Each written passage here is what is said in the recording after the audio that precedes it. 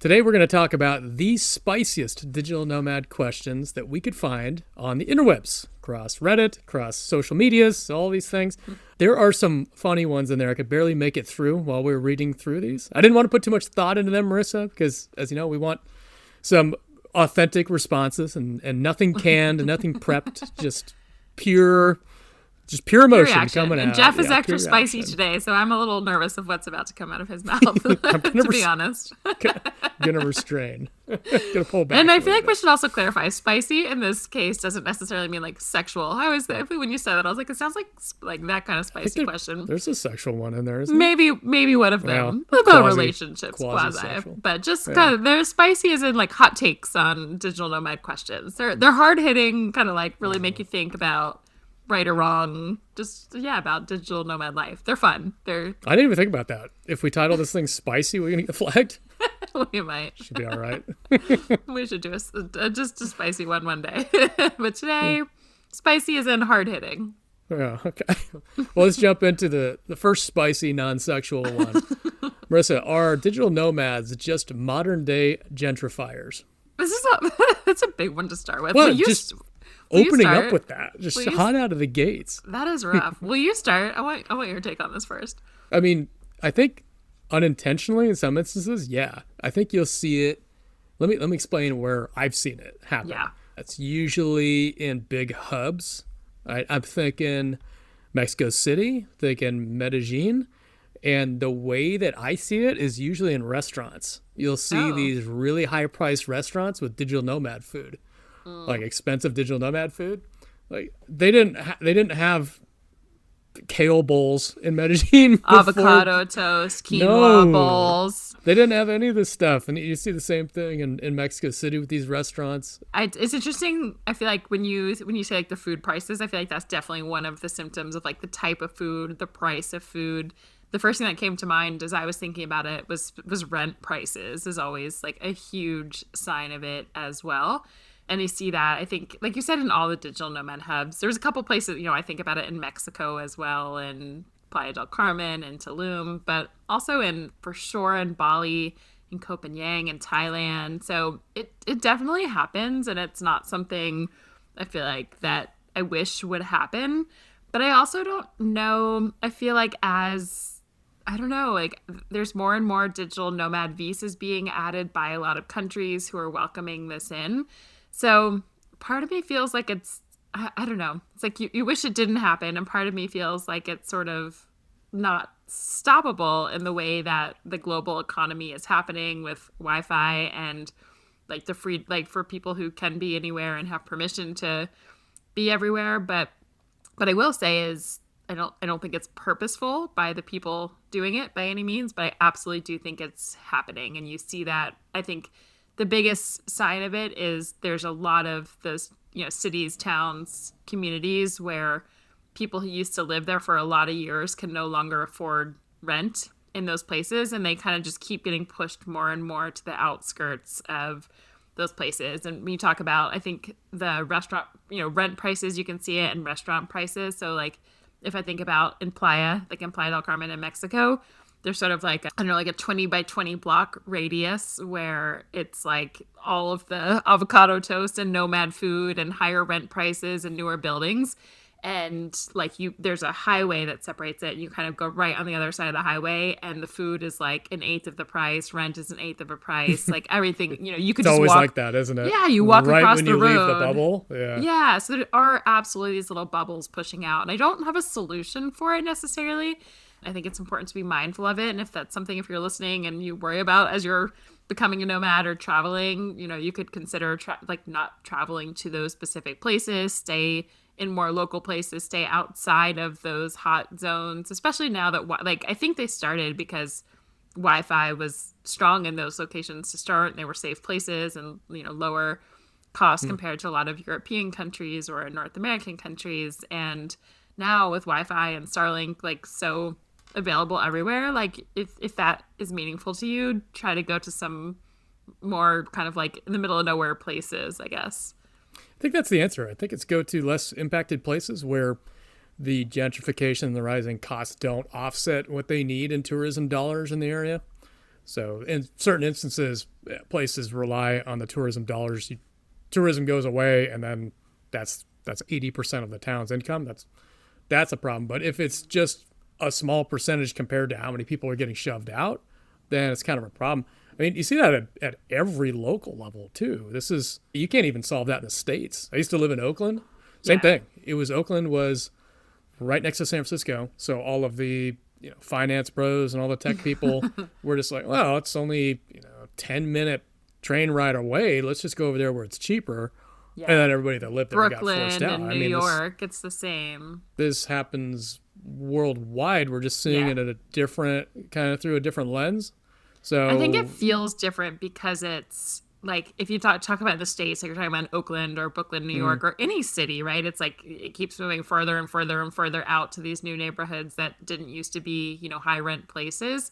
I think what feels different about it in those cases is it's like Americans taking American, pushing out. So it feels different than like someone coming into a different country that doesn't belong to them and pushing out people who are from that place. I think that's why it feels so much heavier. But the same thing, like you said, is absolutely happening in cities in the U.S. and probably everywhere in every country. And it's a typical, trend that you will see. It just feels more in your face when it's, nomads coming in who don't even, who aren't even citizens of that country. So it's tricky. Yeah, makes sense. I'd say the best answer we have now is try to avoid some of the more impacted hubs, like we said. Yeah. That's the best we got for now. Can't even solve it in our own backyard, so we'll start with what we got. We're not economists. And that's the best we can do for that one. But it is happening. All right, well, what's spicy question number 2? Number 2, the same vein, kind of. Should digital nomads even be allowed to work abroad without a visa? We need to clarify without a visa, what that means, because I'm assuming it means something more than a tourism visa, because we're all basically traveling on tourism visas.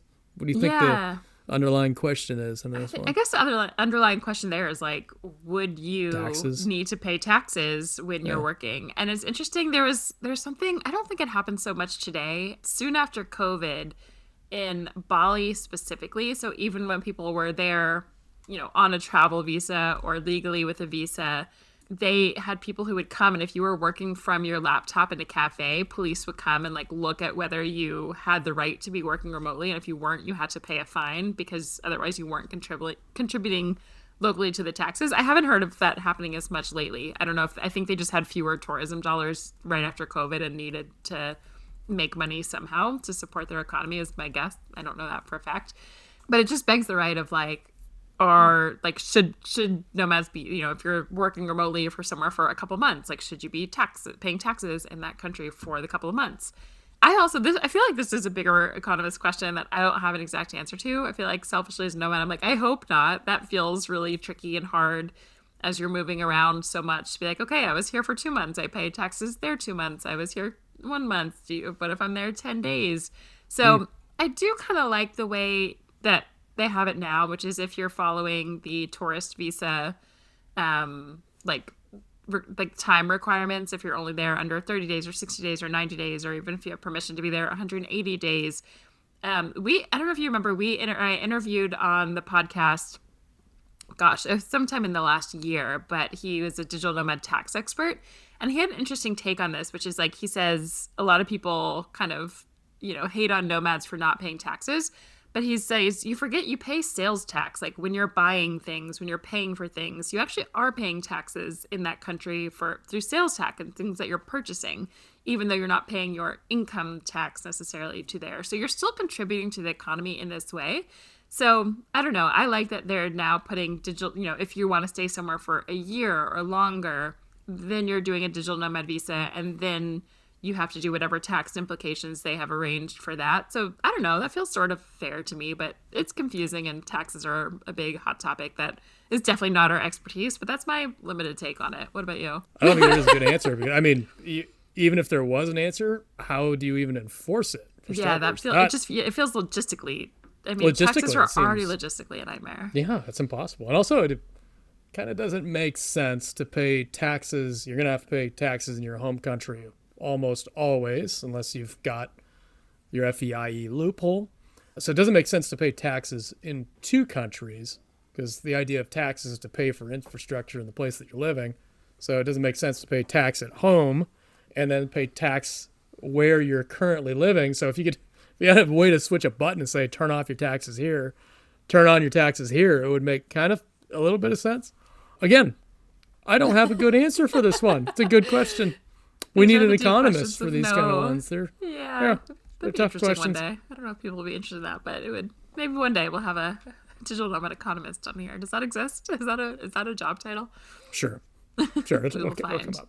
We'll find that. I've got a more fun one here. All right, what's next? That we can answer. Okay, good. Is passive income a scam sold by digital nomad gurus? Yes.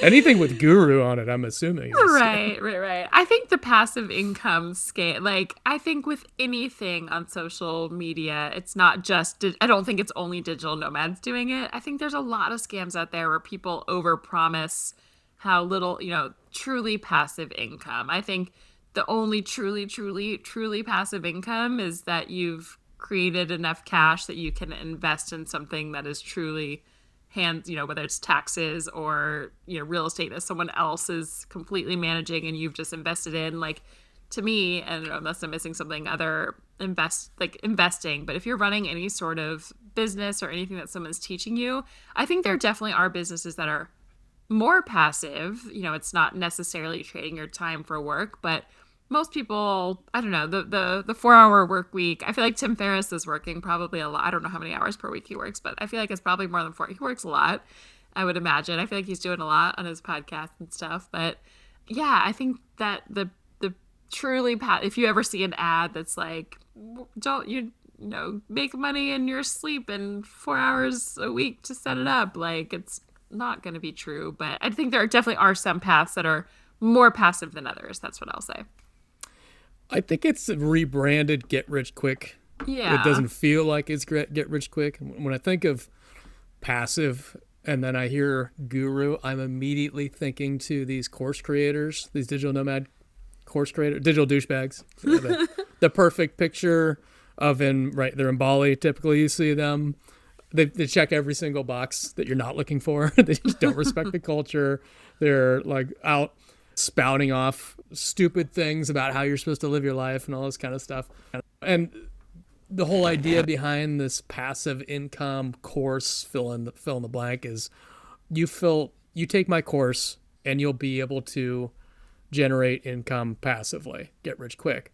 But that person is not actually making money by doing the thing he's selling. He's making money through selling the idea of getting rich quick, which makes it the scam. So yeah, I would say digital nomads in general, no, I don't think digital nomads are scam artists.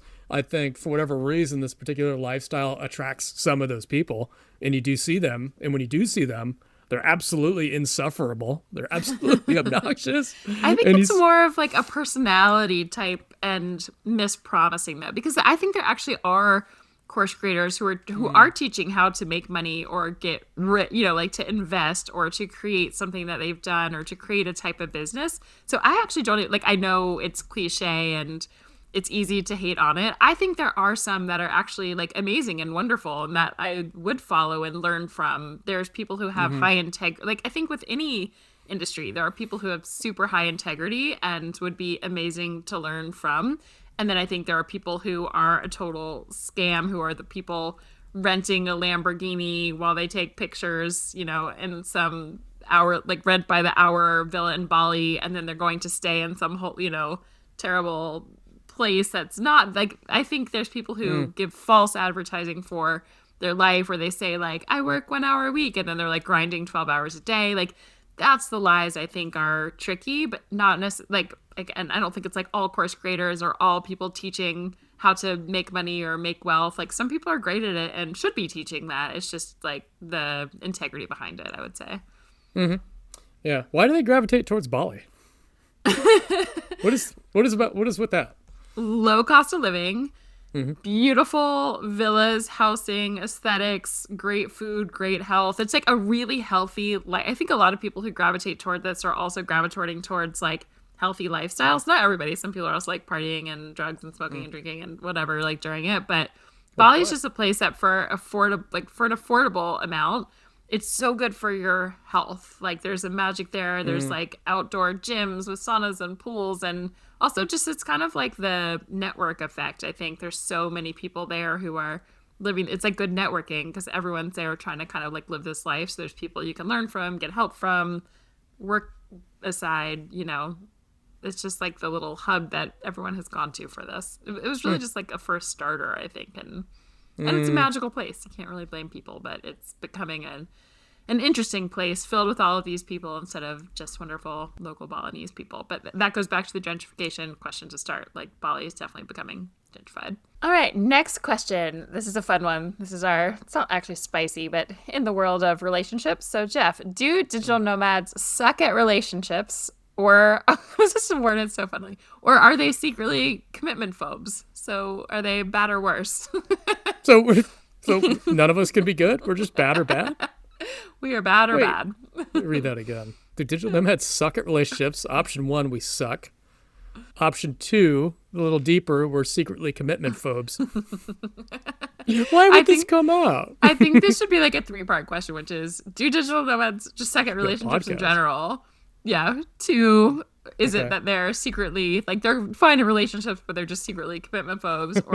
Or three, what would be three? Or are they okay at relationships?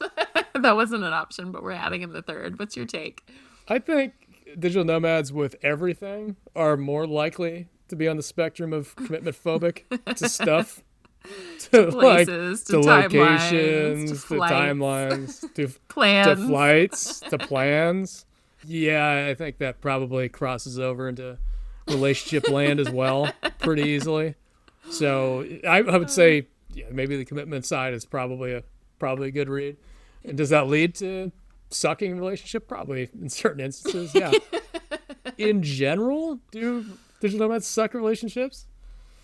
Some, yeah, like anywhere. I think some yes, some no. But I mean, if you look at it, I guess it's all going to be anecdotal, right? I don't know if there's any data on this or anything, Just but from our personal from our experience perspective, of I don't mean just me, like people that we know in our circles of like think of all of our digital nomad friends, people you've interacted with there's some pretty qualitatively. dysfunctional shit. But you know what? Even at home, like looking at some of the traditional marriages, some really dysfunctional shit there too. Mm-hmm. I don't know. I mean, anecdotally, I'd say I've seen good and bad on both sides of it. I don't know that the digital nomad folks are worse. I would say they're less committal. I would say that I would. Okay, sure, but just in general, being worse. I don't know about that. What do you think? I would say so. I mentioned this briefly when we were writing down these questions. We didn't like go into many details, but when this first one came up, I was laughing because I was thinking of if I take everyone I know from back home, whether that's high school friends, college friends, just friends I know from New York, Los Angeles, wherever. I feel like most people are married and in long-term relationships, like more than 9 out of 10, I would say, right? And then I think about nomad friends, and it's maybe like 1 out of 10. So there's definitely an over-indexing of people that are in long-term relationships. So it's not that people aren't, or people, I feel like our nomad friends, even if they're in relationships, it's like it's like they might be in a relationship for a year and then leave and find someone new. And it's like, definitely we do know a handful who have gotten married and have had kids. So it's not like, nobody does. But there's definitely like a different index in the population of like married and in long-term relationships versus not. But then my question was, is that there, I think, as you mentioned, there's definitely some commitment issues going on. But I also think, and I don't know the percentage breakdown, I also think there's, like with nomads, I feel like so many of us are seeking like deep lives, a lot of self-development, a lot of self-introspection. You're not just settling for living in the hometown or even the country where you were raised. You're like, what else is out there? What other countries might I like more? What other countries might I, feel more me in, more at home in? Where would I love? So it's like there's more exploratory. And so my question is like, I'm not saying everyone I know from home at all settles. That is not at all what I'm saying. But it's like, do other people maybe settle and just get married? And do nomads actually seek deeper truths, places, relationships, I think that there's some of that also happening, and they're not willing to settle for just a first thing that comes along the way that some people do. So there's also some more non-committal stuff. There's also some fucked up, emotional shit. Like, that also is to be said. Maybe it's 50-50, but I think that that's also part of the reason as well, because I do have a lot of nomad friends that I can think of who are not married, or maybe are in relationships or trying to figure out if it's right, who deeply are looking for that life partner, that life nomad partner, that life, partner to have kids with, get married, travel around the world, or find that one or two places to live with. So it's not that they're not looking for it. I feel like the kind of I would say, like, my nomad friends versus people from home who do or don't want to get married is the same. But I also think nomads are asking more questions about monogamy and marriage, and like, are we getting married because a piece of paper tells me I should, a society tells me I should, or like, can relationships look different? Does the structure look different? Like, my nomad friends are asking a lot more of those questions than anyone I know back home. I feel like I'm the only one back home asking those questions. So there's a lot. They're all married already. Yeah, true. True. Yeah, of course they're not. That's a good point. But yeah, so that's my I think it's more complicated than just saying, they only suck at relationships or they're only commitment phobes. I feel like there's so many more layers of depth going on of what people are just searching for meaning in life in many different places, and I think that adds a lot to it. Yeah, there's a gray area, right? There's a lot of nuance in there, and you can't just say yes or no. Right. Yeah, I think you're right. I think a lot of digital nomads are searching for a lot of meaning. Yeah. Across the board. I think that's why they're explorers, they're adventurers, they question things. Yeah. And then when you put that into relationship context, they're going to do that same shit with their partner too. Sure do. Yeah, but they're asking questions like, is this right? Is this the best I can get? I've had this depth here, but this person has that. And there's like logistical things to add that you're like, is it worth marrying someone who's from this different country? And we, what does that look like? So it's a lot, but they're looking for love. I will say that. I will say looking for love. Yeah, I feel like most if not all digital nomads are looking for love and relationships. So I don't want the misnomer to be, if you're thinking about living digital nomad life and you're like, I'll never find a partner. Like, you and I both dated like amazing people traveling. So that's out there. People are like, I think it's amazing people. It's just there's layers of depth to it. Yeah. Don't be dissuaded. You can definitely have very functional relationships as digital nomads. I've done it, had it, seen it. Yeah, it's out there. It's good and bad. Okay, next one. Is nomadic life making you lose your sense of identity? Oof. Heavy again. Back into the heavy stuff. Yes, I'm going to say yes. You're going to say yes? With the caveat of becoming more you than you ever were. So I feel like, I think that trick question. I think digital nomad life makes you lose kind of like an identity, like if you think of yourself like an onion, and I don't know why it's coming to mind, but like imagine like the middle of the onion is like who you truly are the day you were born, right? And then all the other layers of the onion is like all the shit that was thrown at you from school, society, your country, your all the societal norms and the place that you grew up, and that's who you think that you are, and so that's your identity of who you believe yourself to be. And then you start traveling, and then all of those layers kind of like come peeling back when you run into people who make you feel different things, ask different questions, learn different things, and especially because this gives me goosebumps, and I know I'm hitting the deep truths. When you travel, I feel like you're just exposed to different cultures that like you were doing things in your country you didn't even realize were not you. So I think digital nomad life makes you become more and more you. I feel like digital nomads are doing a lot of the deeper work, a lot of exploration, a lot of questioning, a lot of like, even as I said just now, with marriage, with relationships, with your career, with where you want to live, with what you believe in, religious belief, everything. You question it when you leave, and you're not just indoctrinated by, all the same people around you that you've been forever. And there's really no way to, it's like if everything is red around you, you don't know that it's red until you leave, and you're like, oh, there's purple. Do I like purple? And maybe I'm more purple, So anyway, all of that, I think digital nomad life does make you lose what you thought was your identity, and helps you become like more and more of your actual truth of identity. Couldn't disagree with any of that. I'd say okay. Just becoming a digital nomad changed me or actually revealed, as you would put it, more Yeah, of I who like I that am, word. more than anything that's happened in my life, and Yes. it's not even close. Like that experience really, really does show you who you are. And so, yeah, I guess more from an outsider, you would say somebody's changed. For you, it feels like you're just becoming more of you, I'd say. But yeah, I think you, as a person, you would change quite a bit. I think the word in there was lose or identity, lose your sense of identity. I think I don't identity think can also be lost. really false. Like I think people have false senses Mm. of identity that Yeah. you pull back. So maybe I like the word you used instead of saying like does it make you lose your sense of identity? I like the word that you said is I think it makes you reveal your Reveal. true sense of identity, not like lose who you truly are. I would agree with that in that framing. Yeah. Okay. I like that. That was a fun question. Okay, Jeff, for Okay. you next. Are van life influencers actually miserable behind the scenes? That's a We don't different. ever really talk about van life on this show. That's a whole different breed of digital nomad, isn't it? You said van that with life. like We've a had some southern van accent, life. different breed. We've had some van lifers on. We've had two actually. Two? Oh, I thought. Yeah, early on we had my friend Lisa, who became a digital nomad, and then we had Rusty and his girlfriend Holly on, who did the full blown digital nomad van life. So like Lisa wasn't doing digital nomad as much, doing influencer type stuff.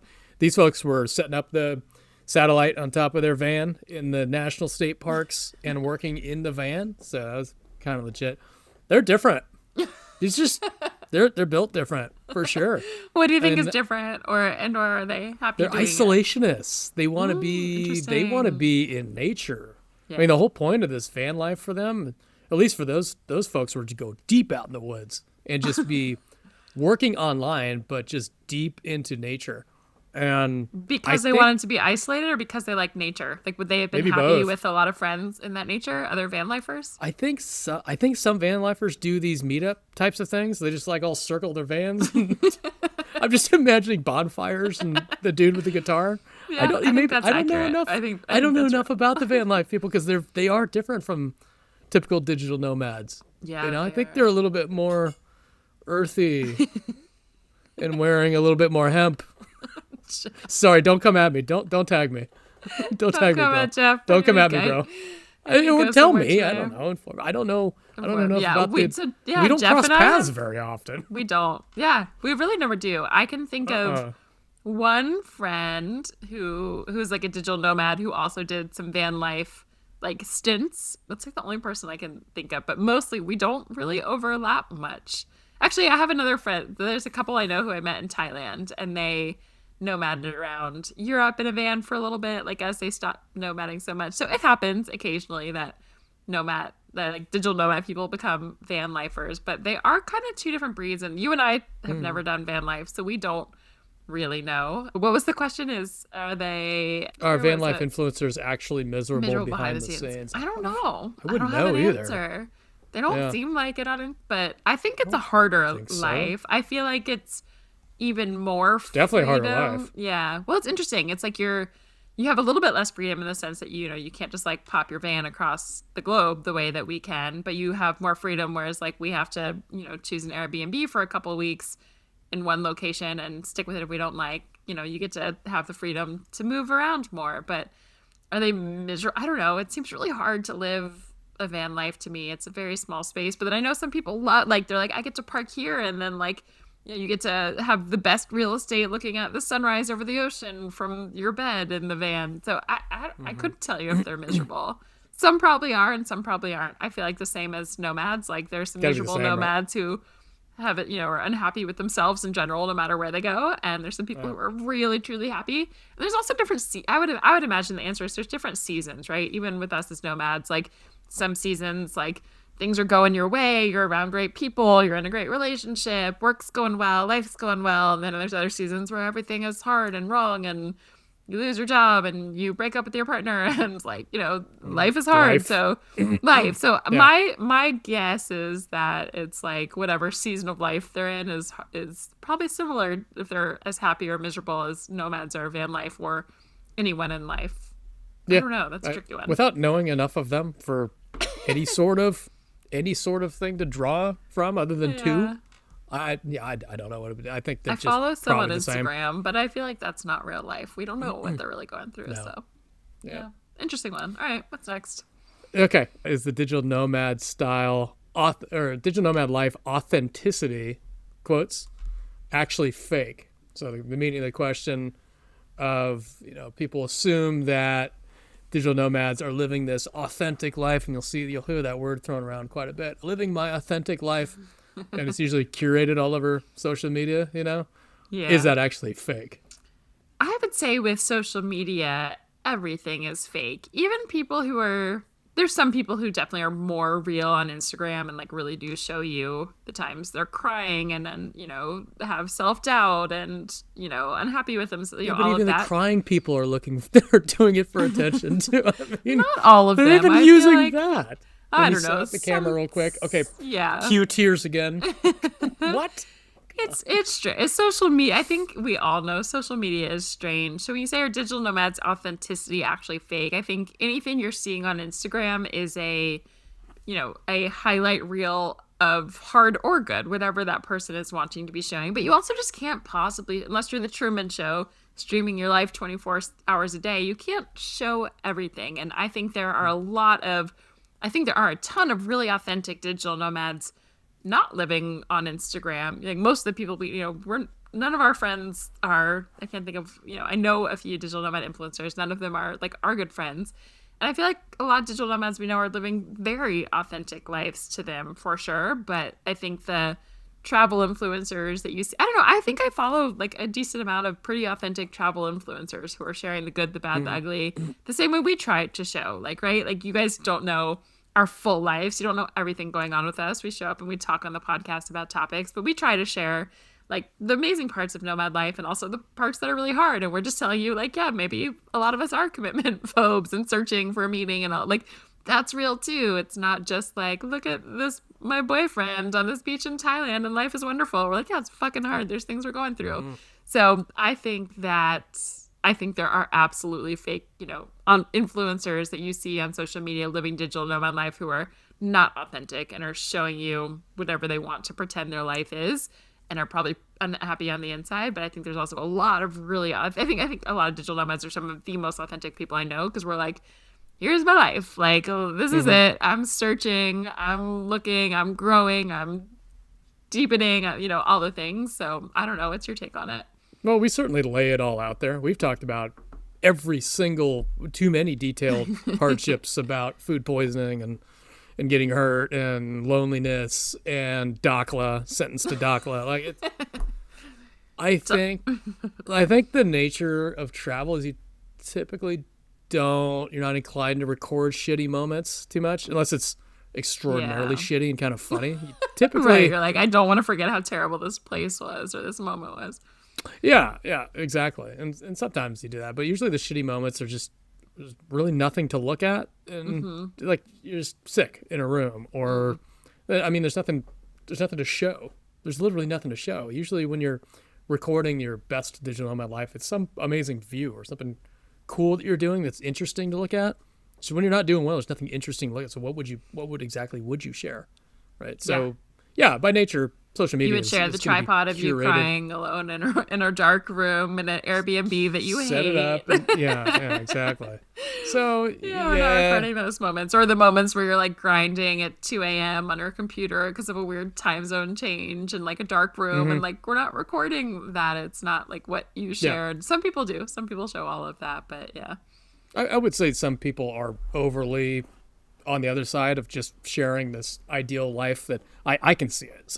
I know some digital nomad friends that I won't share will post stuff that I'm like, you're really, really sensationalizing this life.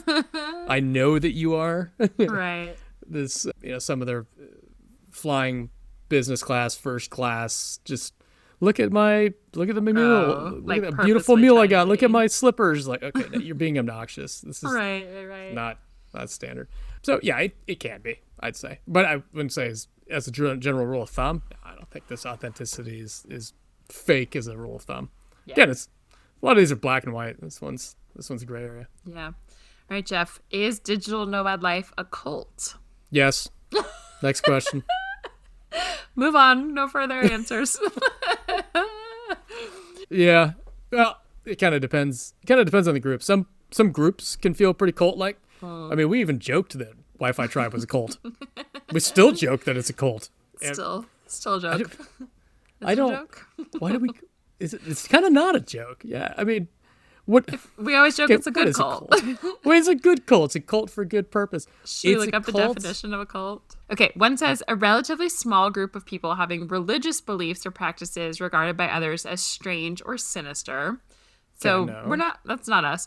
The other one says a misplaced or excessive admiration for a particular person or thing. No, I don't think so. We don't have a leader. We're leaderless. We joke that Diego is our leader. That's why he hated that. He hated that so much. We have no centralized leaderships. We don't have a... Okay, so this would come up and people would say that our Wi-Fi tribe was a cult because we're so close with one another, and it's all just one specific thing. It's travel, work and travel, like we've got this common denominator that pulls us all together, and we're all so so intimate with each other's lives that it can feel and look kind of culty, for sure. But we don't have centralized leadership, but we don't follow any, other than Diego. We don't follow. Okay, well, maybe maybe we are a cult. We might be a cult. Take it back. It says if you follow like a thing, I guess we follow travel, we follow freedom, but I don't think it's a cult. But it's like I think we joke as it can be, but it's different. I think people think about it because the lifestyle is just so different than the norm. So it feels like that small chunk of people that are really different doing something different. But yeah, I would say no, not centralized enough. And maybe if we all move to one place and one place only and like idolize that place. Oh yeah, commune titty. Exactly. Starting soon. Coming to a city near you. Okay, is remote work culture creating entitled employees? I'm curious on your take. I feel like anytime I initially hear this is like, no, but then I think about it in a sense where I think it is a little bit entitled, but not, I guess, does entitled always have, I guess that has a negative connotation, but I think of it, I don't know if it has to, but if it doesn't, I think that we're pushing the boundaries to say, like, I think old way of life and work and offices were unhealthy. And so if anything, I think we're entitled to a life that we should be living, which is more free, not bound to a jail cell of an office or a cubicle or one place that you have to go and you can't go on vacation or visit family or move around or go somewhere. Like, to me, it's just bizarre to live the old way. So if we're I don't think it makes people entitled employees necessarily. I think people still work really hard, but I think we are entitled to like a life of freedom and desire for that. And I think, like with anything, I'm sure some digital nomads are obnoxious and entitled, and like there's going to be that subset among the whole population, nomad or not. But I don't think getting the freedom to work remotely is inherently something that makes us entitled employees. I don't know if I answered that well. You'd probably give it a better spin. I initially would say no. Somebody made an argument to me the other day about pre and post COVID workers. So people that started the business world working remote, right, and then expecting it full time. So it's not like they were working remote and then, or they were working from a business and then they went remote and companies said, oh, this is working really good, we're going to stay this way forever. And then they reneged on it and brought them back. And then people are saying, I made the case that those folks are not entitled. Like, they proved that they could work remote, right, live as digital nomads, whatever. Everything's fine. Company said it was fine. And then they got the rug pulled out from under them. Whereas you've got another camp of people who started out and never really had any experience working in a professional setting physically, never really worked in an office. And they're like, well, I deserve to have this when the companies say you need to come into an office. So they never really had that exposure working in an office, working in a professional setting, yada, yada, yada. And so just, in other words, just coming straight out of college and expecting remote work. Right. So I can kind of see that argument. Do you think that's bad if they're still working hard and doing well? Or do you think those people are not working, enough hours, it not working depends. well? Like, is that where it comes in? I think it depends on the person, because the Yeah. person that was making this argument, it's like, well, the people that I've talked to that are like this are, showing up late to Zoom calls in their pajamas, just rolled out of bed kind of thing. It's like, well, in those certain instances, on a case by case basis, then yeah, maybe these people shouldn't have the right to be working remote if they can't handle themselves professionally. Maybe, yeah, maybe they do need to get their, they need to get their experience going into an office and experiencing a remote setting or a business setting before getting the right to do that. As a rule of thumb, no, I don't think digital nomads are creating an entitled class by any means. Yeah. I think a lot of them have gone through both stages of it and fully appreciate what this is like now and make up for it, by doing great work every single day. Digital nomads work long hours typically. I don't see many. I've got a few friends that I don't know what they do. It's usually nothing. What? What do you do? I asked somebody the other day, he's like, I haven't worked in 4 years. Well, I'm not going to ask any more questions. I don't know where this is going, but I'm not really interested. But you don't see that very often, yeah. No. So no, I wouldn't say entitled goes alongside the word Yeah. expression. I feel like the digital nomad. entitled people are equally proportioned across Gen Pop versus Nomad. So I think there are entitled people in the workplace everywhere, but I don't think it's over indexed of entitled people in the digital nomad population, and maybe the opposite. Okay, next one. Are digital nomads becoming unhireable due to job hopping? You get that question. Yeah. So Job hopping. Explain. Job that. hopping. What does So that mean now?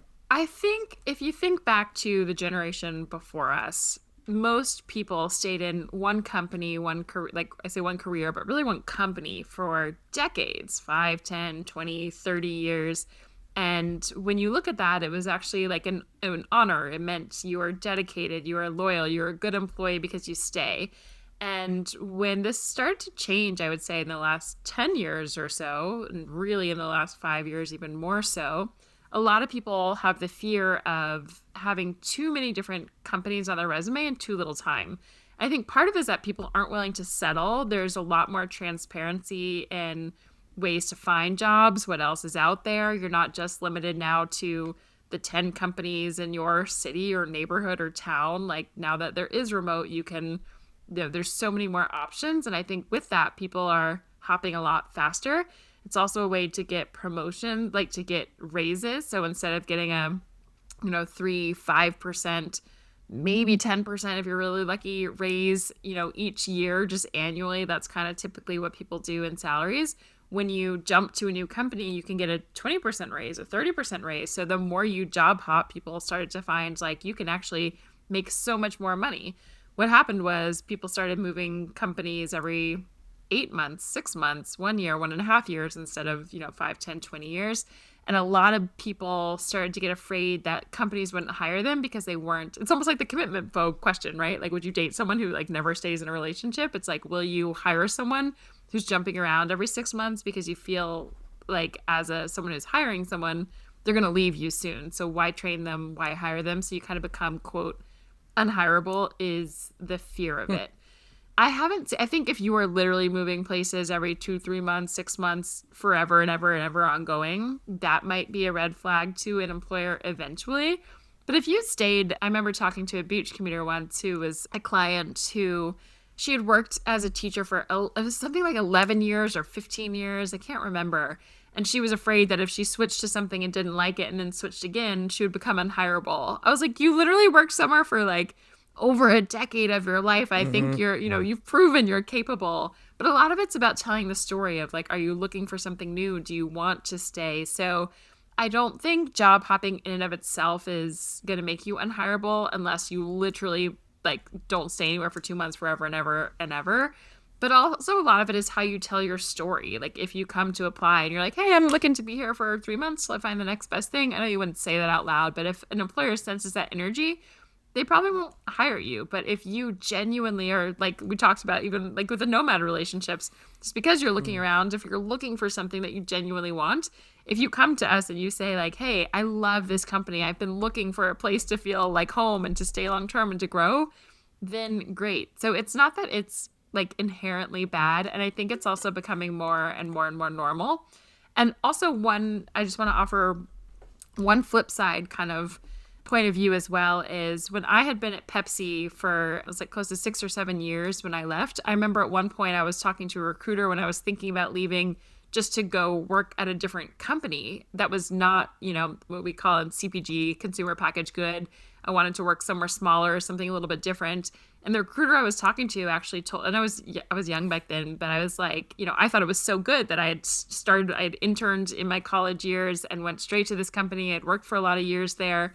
And she straight up told me, she was like, this is not good. Like, you don't know anything else. So companies wouldn't, like the company you are wanting to work for wouldn't necessarily want to hire you because you only have one experience that is different than their companies. So think about that as well. Like when you do work across different places, you also get to experience different types of brands, different industries, different ways of working, different cultures, different, whether it's a product or a service or a software or, there's lots of different things too that when you do switch often, it actually does make you hireable in ways because you have a lot of breadth of experience. So it really just depends. There isn't one right or wrong answer, but that's just a lot of different ways to say, job hopping is not necessarily like the evil thing we've made it out to be. And it's all about how you portray it in your interviews. It's kind of an old way of thinking, goes back to industry, Yeah, exactly. You're supposed to spend 30 years of loyalty with Ford auto plant and treat your employer with fidelity, just never leave them. But I think it's understood now that people bounce around a little bit more. And you can actually increase your salary pretty quickly. The best way. Bounce around a little bit. Yeah. I got nothing else to add to that one. I think you did a great job. Cool. Why are digital nomads terrible travelers? What? I'm going to put this to you to answer first. As opposed to what? Greg, the 47-year-old with 2 kids going to Tulum? Greg with 2 kids is not going to Tulum. Oh, sorry. Where would they be going? Acapulco? No. Cancun.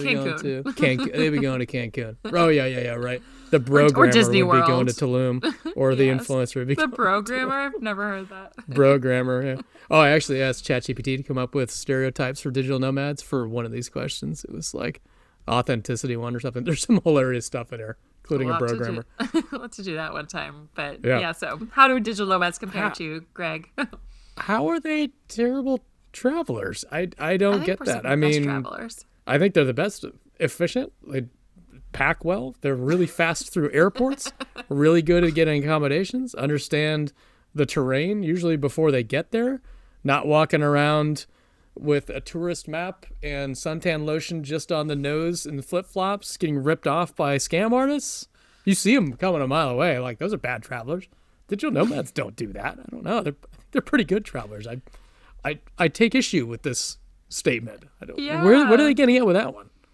I don't know. I can't even think of it because I think we're actually some of the best. I think like with anything, the more you do something, the more you learn how. I guess I'm thinking travelers in this point, like you said, of kind of like airports and movement and navigating and landing somewhere new and knowing how to get money and ask questions in a local, the local language, or just find your way around, like not just go to the 10 spots that a blog says, but how to ask locals or ask people who have been there.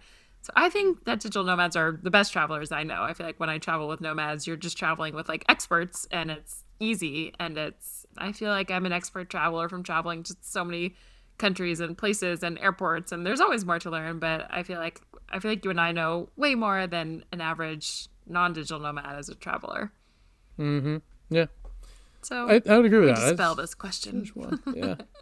The last one, I'm going to tee this up to you too. Are remote workers destroying tourism for the rest of us? I guess the rest of us are non-remote workers, non-digital nomads. We're ruining tourism for regular tourists, people coming in, staying at all-inclusive resorts, not meeting the locals, not leaving their little American bubble, not trying the local food. We're ruining tourism for them? Come again? Where are they coming at us with this one? Like, what is the thinking? I have no idea what they're even getting at. Makes no sense. I don't know. It's a funny question because when it says destroying tourism for the rest of us, that means it's like other just vacation travelers, which like nothing against it. I love anyone traveling in any way, but I feel like this might be a question of like, are remote workers destroying local places or like places for locals? That's what we talked about in question one of gentrification. I would argue probably in a lot of ways, yes. But destroying tourism for other tourists, I don't think so. I feel like we're probably going to a lot of different places that you aren't going to, and or living a little more normal life, not very touristy there. So I don't think so. It's an interesting question. I don't know where it's coming it's an from. interesting question. I don't see the angle, but yeah, I guess Maybe no. in I gentrifying places. The only thing I could see Possibly. is it destroying, like, let's say digital nomads have taken, like if you look at, actually, this is a good example. I feel like if you look at Bali and you look at what digital nomads have done to some of the towns and places in Bali, it has majorly gentrified it. And if you go there, it does not feel like there's so many more apartments and places built up where like a lot of the rice fields are not there anymore. Like some of the views aren't there anymore. So if a tourist goes expecting to have like a local Bali experience in one of these digital nomad hubs, I feel like you actually wouldn't get it. So maybe there is an argument for that. There's some places you'll show up and you think about, if you go to Medellin, I'm sure there's some neighborhoods where it's like you feel like you're almost in America instead of in Colombia. So I guess in ways there are probably little hubs that have destroyed what would be, even Tulum. I think about when I went there, I think for the first time, like 12 or, what was it, 11 or 12 years ago, I was like, this is the most magical place I've ever been. And now there's nomads there and it's annoying and they're over. There's also a lot of tourists. It's not just nomads, but it's changed. And I hate Tulum now because there's traffic and there's people just, it's obnoxious. There are a lot of nomads that have made it obnoxious. So I can see there's probably some places that do make it worse now that I think about it, but it's not the whole world. But there definitely are some hubs that it has ruined it for just what it used to feel like for travel. I could see that, but if you look at the big picture of regular tourists versus digital nomads, the regular tourists are way worse. Yeah. Way worse. I mean, they're expecting little Americas wherever they go, so you're just building little Americas, and that's not good. There's but nothing nomads are about expecting that's that good. some places sometimes too. I'd say in the impacted hubs. I'm saying disproportionately. Outside. I would say outside Yes. of the hubs, we're not. Yeah. I would say we're not destroying it for everybody else, and like more typical tourists do make it feel more like a little strange touristy than a nomad would, just kind of blending in more and work, visiting local cafes instead of just the all-inclusive hotel. So it depends if it's a hub or not. Then it's a mix, but it's interesting to think about. Lastly, I've got a caricature of the digital douchebag as per ChatGPT, what it thinks. The hustle bro. Okay. Rise and grind on his phone. Not bad. Keyboard warrior. I don't know. Maybe not. The LinkedIn influencer girl boss. Maybe not. The enlightened digital nomad. Oh, there we go. That's the one. The crypto that particular maximalist. photo there is like that's like every nomad you see in Bali. So dead on. I figured the crypto maximalist, and digital minimalist influencer. Yeah, okay. Sent from my dumb phone. All right. They're accurate. That's what ChatGPT thinks. Woof. That was a heavy hitter of Some unexpected heavy ones in there, huh? Some we had answers to, some we didn't quite, but they're really, I don't know. I love answering these questions or thinking about them. I hope you learned a lot from listening to this, whether you're been living the digital nomad life for a while or you're, newly going into this. You'll get a feel for what to look for, what to avoid. If you don't yet have a remote job that gives you the freedom to be a digital douchebag, just joking. You will not be. You will be a great digital nomad and going to cool places and being so aware of your environment and the local culture. But yeah, if you're looking for a remote job that lets you work from anywhere so you can travel wherever you want around the world, check out our email list. We send out fully remote job listings every day that are only companies that actually let you work from anywhere, not just remote from home, so that you can be the entitled digital nomad. I feel like everything I want to say about this is just like jokingly bad today from all these questions. But no, digital nomad life is amazing. But if you're not yet on our email list, check out beachcommute.com/email if you want those remote job alerts every day. Anything else, Jeff, we're forgetting, or anything else you want to say as we wrap this episode up? Nope. I think that's good for now. I do want to go through at some point the digital douchebag caricatures because there's some hilarious ones in here. Might be a worthwhile episode sometime. Could be. Bonus. Okay, we'll see you again next week. Thanks for joining.